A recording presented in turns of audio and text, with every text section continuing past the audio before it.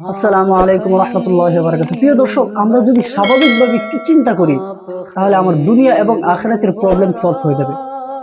আমি যদি চিন্তা করি এই দুনিয়াতে আমাকে কেন পাঠানো হয়েছে, আমি কেন আসলাম, কে পাঠিয়েছেন, কেন পাঠিয়েছেন। আর দুই নম্বরে যদি চিন্তা করি আমি করছিটা কি, আমাকে কেন পাঠানো হয়েছে, আমি কি করছি। আমাকে যদি নামাজের জন্য পাঠিয়ে থাকে তাহলে আমি কি করছি। আমাকে যদি রোজার জন্য পাঠিয়ে থাকে তাহলে আমি কি করছি। আমাকে যদি দ্বীনের প্রতিষ্ঠার জন্য পাঠিয়ে থাকে তাহলে আমি করছিটা কি। আবার যদি চিন্তা করেন আমি যখন ওই রবের কাছে ফিরে যাব তখন কি নিয়ে যাব। কারণ আমি যেই ঘরে যাব সেই ঘরটা কোনো 5 স্টার হোটেল নয়, সেটি একটি মাটির কবর, একটি মাটির গর্ত।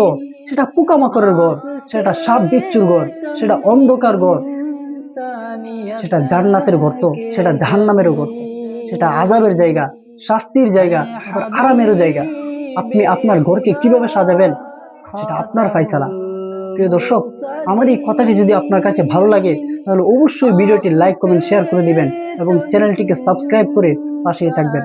আসসালামু আলাইকুম ওয়া রাহমাতুল্লাহ।